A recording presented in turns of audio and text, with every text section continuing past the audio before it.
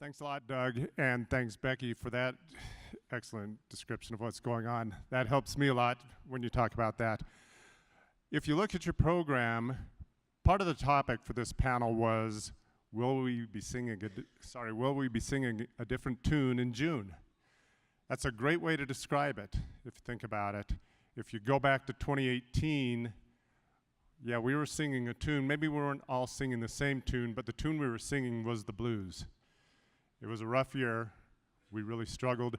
And, you know, any blues message has a little ray of hope. And when we looked at 2018, as we were going through it, we talked about storage a lot. We said storage is getting us through this drought, and not everybody could make that claim, but it was helpful for us to look at storage as we got through 2018. It saved a lot of people, but then we also had that caveat, that's not gonna carry us through another year, because we've got to rebuild storage. But that's part of the blues we were singing. You know, we're also talking about groundwater, and some of our aquifers, a lot of our aquifers are drought proof, and that helps us a lot when we're going through a drought. Some of them aren't. I'm going to talk about a very important one that's not as I get toward the end here. But we did get through 2018 that way, but we said we can't do it again. We can't do it again. So will we be singing a different tune in June? Great question.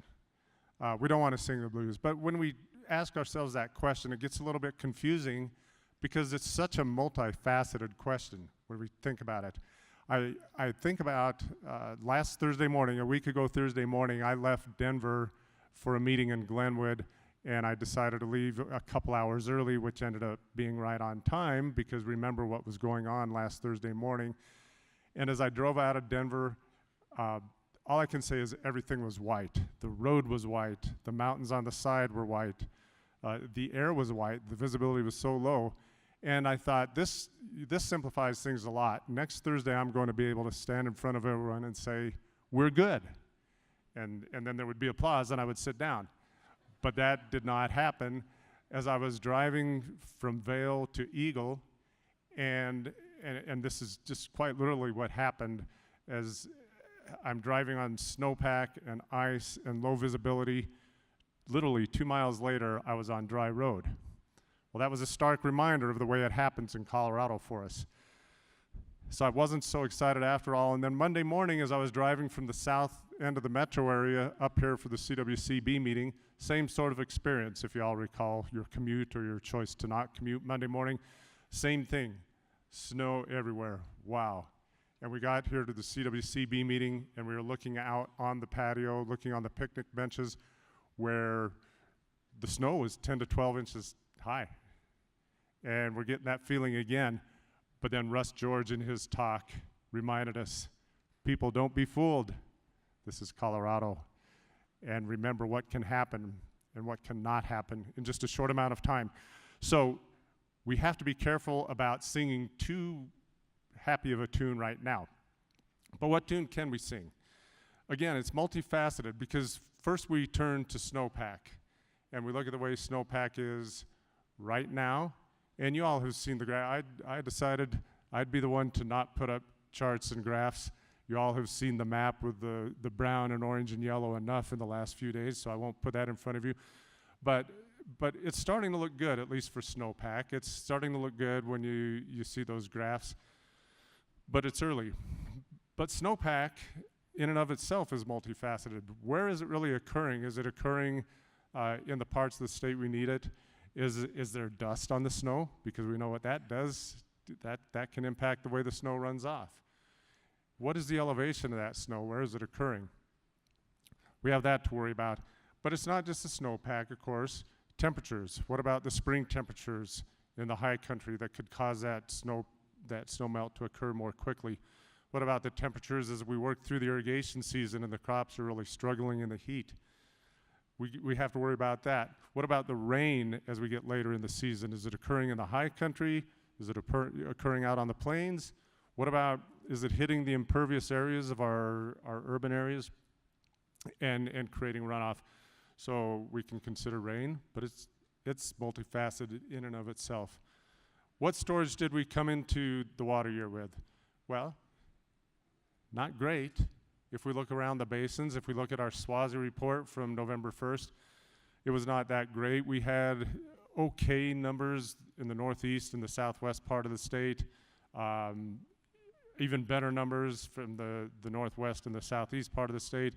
Center of the state, not good at all. The Gunnison, the Rio Grande, the Colorado. But that's the storage. What kind of reservoirs were those? Are they municipal reservoirs? Are they irrigation reservoirs? How do they normally operate? Are they used to being empty at that time of year? And so again, it gets more and more confusing, and I got a feeling that I'm just making it more confusing as I talk about it, and we hope to clarify some of that as we develop our understanding during the spring. But you know, just to put one more point on that, we have to look at the compacts and the way the compacts are affected by or can affect the impact that drought has on us. So that we have to look at that. Now, a good example on the reservoirs, we look at Paonia Reservoir in the North Gunnison, and that's basically empty right now. It's very low. But that's the way we expect the Gunnison, or that's the way we expect Paonia to operate, for it to get low, and it doesn't take spectacular snowmelt or snowpack to refill Paonia. So, you know, I can tell you we're pretty optimistic that a reservoir like that will fill, even though it's low right now. So it can be a little deceiving. And similarly, the reservoirs on the Grand Mesa, down low, but I think the outlook for them to fill is pretty good. And again, it doesn't take a spectacular amount of snowpack for those to fill. So we can be pretty optimistic about those. There are some components to that, though, that again, for the snowpack, the elevation is an important piece of it, because obviously the Grand Mesa, you don't get to take advantage of that 12, 13, 14,000 foot snowpack. That tops out at its own elevation, so we need that relatively lower elevation snow for the Grand Mesa reservoirs to make sure that they fill. Got to keep an eye on that. But the optimism is there. The trend is good. Talking about compacts, and again, and the elevation of snow, when we look in the La Plata River drainage and the La Plata compact, we met that compact. It's a helpful way to manage a compact there because it works on an indexed flow at a certain location on the La Plata River, and our deliveries to New Mexico are indexed based on that flow. So it's not that necessarily draconian set amount that we have to deliver, although it's very difficult. But we got through that with Long Hollow Reservoir, which was very helpful. But Long Hollow is down. It needs to fill. And that's another case where it relies on lower elevation snow. It doesn't have necessarily all that higher level drainage to fill La Plata, or I'm sorry, Long Hollow. So it's that third dimension when we talk about the location at which the snow is occurring. We've got another example of that in a minute. But speaking of compacts, on the Rio Grande, another one that our deliveries are based on an index of flows in Colorado. But that's a difficult situation where the compact itself can reach back into Colorado and have an impact on what happens in Colorado, because Elephant Butte Reservoir, well, that's outside of the state. What's the interest to us? Well, Elephant Butte's storage is below 400,000 acre feet, and the impact of that due to the compact is that limits our storage in our post-compact reservoirs. So again, you know, notwithstanding water availability, that's limited. That's a way that the drought can even reach back into Colorado from another state due to the compact. The Yampa River Basin, often I'm looking at Aaron here, often the poster child for great water supply. We've seen those iconic photos in the past where the snow survey is you know, 10 feet over someone's head. Not so in 2018. Yesterday, Aaron Light told us about how the Yampa experienced its first ever call and the growing pains they went through. And the Yampa is no longer insulated from that, if we ever thought it was. But again, it's a location thing. when in the past we've had bad years, and last year where you get that November snow and it shows up and it's great, but it doesn't stick. And then the early December snow, same thing. But this year, we've had the early snow, we've had the November and December snows, and it has stuck. And so that's encouraging, that's good news. It's looking good now. But location, I can say there's snow in Steamboat, and we look up on the mountain, and it's good.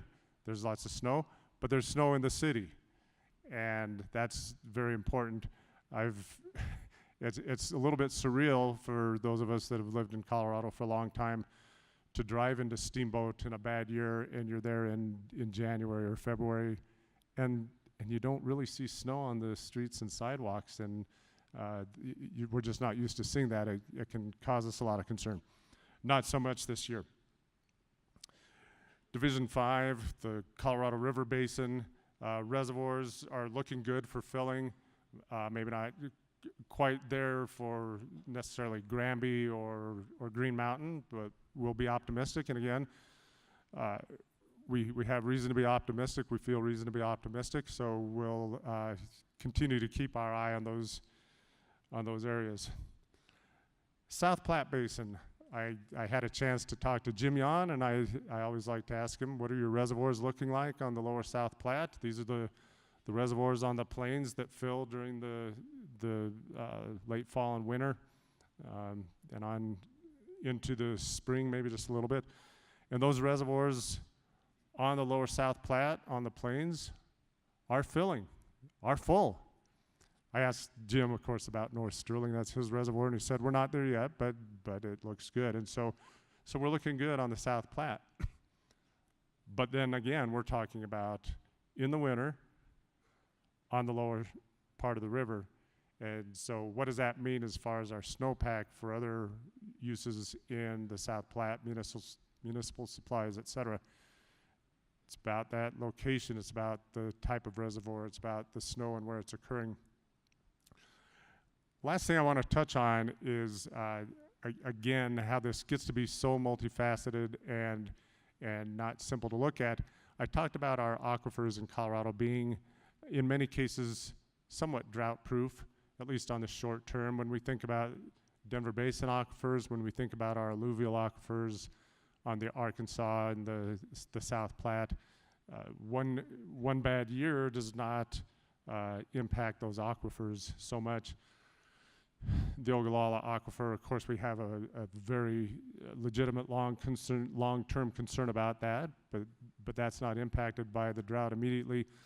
But we have a really difficult situation in the Rio Grande, and the water users down there that are using all their creativity and all their resources to meet what is ultimately a statutory directive put into their plans to achieve aquifer sustainability. And it's very difficult in the unconfined aquifer to meet that goal when we see them putting all their creativity and resources toward improving their situation, and then one bad year can just wipe out a few years of very hard work. So we just can't look on the surface. We have to look underground and the impacts that occur. And I don't really have a good forecast for what's happening on for the unconfined aquifer and in the Rio Grande. Again, it's one more case where, at least in an early sense of the word, we're optimistic and hoping for the best. I think at least we can say it won't be as bad as last year, Craig. That's the way we'd like to look at it, but we're hoping for the best. And with any luck, we'll be singing a much better tune in June than we were singing last year. Thanks a lot. Kevin, thank you very much for being here.